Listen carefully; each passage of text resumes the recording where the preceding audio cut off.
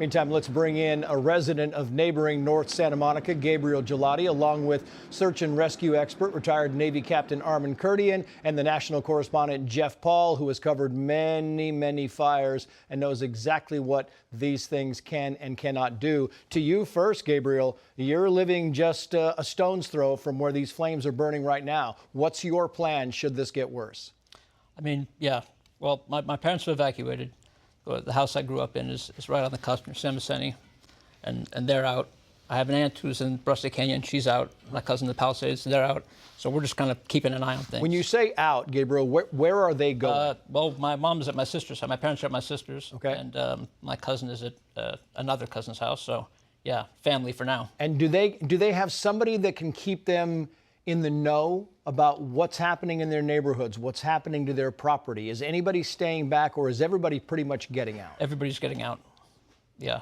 No, they're I mean, you know, like the rest of us, they're on chat threads and getting information where they can. Yeah. And what about you? Do you have like a timeline? Do you have a location? Because now we know the hard, just so people around the country know, the fire started in Pacific Palisades, which is a pocket of an area. It's a very wealthy area. It's a bit just right above the cliffs of between Santa Monica and Malibu. That's where the Pacific Palisades is. And as you go up those cliffs, you run into Brentwood. And then Brentwood is a little bit off the coast, and it runs kind of parallel with Santa Monica for quite some time. And it goes up there on the other side, and you can kind of get to those mountains, the Santa Monica Mountains, and you have Malibu over there. So they all run concurrent. Do we have some? Let's listen into our local affiliate, Fox 11, very quickly. Yeah, I've rescued before. Yeah? Yeah. Well, please be safe. Yeah, thank you. You be safe too. Yeah. I think, Joab, we're going to have to end up moving because I could see all of the firefighters that were stationed at this location and the police officers. They already left. And again, this is New York Boulevard. Altadena is up here, and this is Bradley. And the building that is very close to being on fire, and it may be before the end of the night. I don't know exactly what it is, but I did see water meters. What does it say here? It's the Pasadena Tech Center. Oh, wow. That's in danger right now. Okay, and the Gina, Pasadena Tech Center. I know you had heard at least one home on fire. When you made your travels there, did you actually see other homes on fire? No, we didn't see any homes on fire. What we did see was the large orange glow from the 210 freeway and that black smoke up there in the sky. And it just was so ominous. It was just, you know, when you look at it, you're like, oh no, this cannot be good because it's spreading so fast. These winds are just unbelievable. We couldn't stand straight when we were in Upland. And then as you're driving, my recommendation is if you don't have to go anywhere, don't go anywhere, because driving is very dangerous right now. There's so much debris on the freeways that's just coming at you. It's just not, it's horrible driving conditions. So we just broke into programming on Fox 11. So if you were just joining us, welcome to our coverage. Alex Michelson, Marla Tejas, Gina Silva is joining us right now from Altadena. All day we've been talking about this fire that we have been watching in Pacific Palisades. That's still burning out of control. That is our team across the street at Fox 11. That is Alex Michelson there. Alex has been on the show a number of times. They have been on wall-to-wall coverage here in Los Angeles because of this fire. The pictures you were just seeing is a KTTV Fox 11 reporter who is in Altadena. That is near Pasadena, and that is the Eaton fire. And I just want to bring Jeff Paul in very quickly here, the national correspondent, Jeff, because now we're hearing this Eaton fire is growing quickly as well. I mean, it sounds like reportedly it's up to 400 acres. And what gives me a little concern is that earlier today, the Palisades fire was 200 acres, and we were kind of closely watching it, and then it just exploded. So to see this fire, I think earlier in the evening it was somewhere around 40 acres. Now it's 400 acres, and then the strongest winds are over the next starting in the next hour or two and going to continue to 5 a.m., I'm really concerned about what this fire is going to do, being that it's already at 400 acres. Yeah, I mean, Jeff's exactly right. Is that when I came into work, the fire in Pacific Palisades was at 200 acres, a little over 200 acres, some 260. Now, they only update every few hours. We have not gotten an update on the acreage burned in Pacific Palisades for the better part of 2.5 hours. And at last checked, it was 2,900 plus acres, almost 3,000 acres. So if the timing is any kind of gauge, that fire from the time that I came into work until they gave the last update grew 150+%, because it was up to 1,200 acres. It grew from 1,200 to 2,900 acres in the better part of 2.5 hours. It's been 2.5 hours since we've last been briefed. There is a very good possibility that this fire has grown immensely in that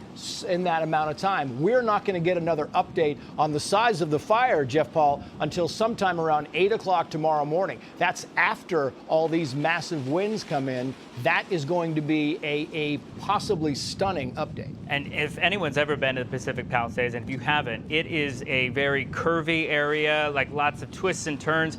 Houses sort of built on top of each other. And so you think about a fire happening in this area, not only really dangerous for the people trying to get out, but think about the firefighters try to go in there, maybe drop some containment lines or something. And then on top of that, you've got all that fuel. It's dry conditions. You've got houses next to houses. So one house catches on fire. It's like flicking the ember of a cigarette. It goes on to the next one and catches on fire. And it's just this chain reaction. Those winds pick up and they just take those embers. And you can see Matt Finn right now. He's clearing his eyes out. That's because he's got debris and probably embers flying right into his eye, right onto his face. I've been in that exact position.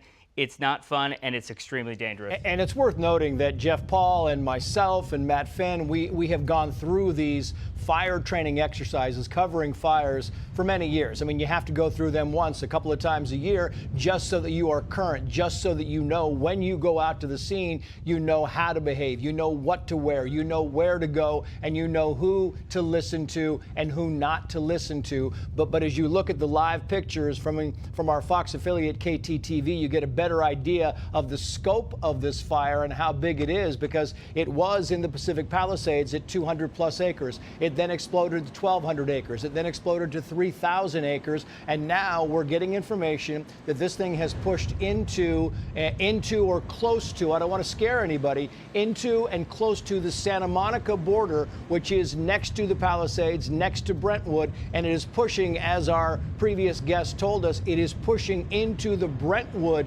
area where evacuations are now being, I'm not sure they're being mandated, but they're certainly being requested at this point in time. I want to bring in Armen Kurdian, who is a search and rescue expert, Armen, because when you look at situations like this, we were talking to the chief earlier, you know how to mount resources. You know how these things work. And sometimes when you don't have enough resources, it is going to be a struggle.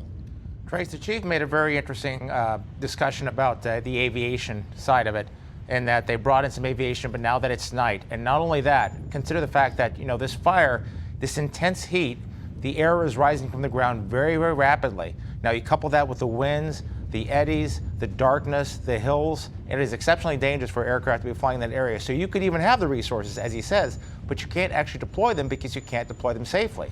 And the last thing you want is you want your helicopters, you know, crashing into the ground. So the best thing you can do is you want to get them in place, you want to get them ready, you want to manned up, get that retardant full, get the water bombers full of water so that they can start deploying those resources, deploying those retardants in areas to try to build those fire breaks and at least slow the fire down, because time is not on the side of the firefighters, as he said. And I think it's worth kind of explaining, and if you can, great, Armen. If not, maybe Jeff can jump in here. The reason they call these things firestorms in many occasions is because the fires make their own weather. These fires are so robust, they are so hot, they are so intense, they literally create their own weather, their own vortexes. You've even seen them on TV, like a firenado. So basically what's happening is that hot air is rising so fast and rapidly, and you already have strong winds coming off of the desert. So now you have cool, moist air on the water. You have the hot, dry air coming in from the desert. You have this rapidly rising heat source. And basically what happens is this firestorm, it creates its own wind. So wind that would normally maybe be 25, 30 miles an hour, that's why you're seeing these hurricane-force gusts of wind at 70, 80 miles an hour that just come out of nowhere. The wind will be soft and all of a sudden, boom, it'll knock you over. So this kind of thing will continue to occur. And as you mentioned earlier, you talked about the growth in the fire, this exponential growth. You know, a fire could double in size every set period of time, and it's not necessarily in every direction.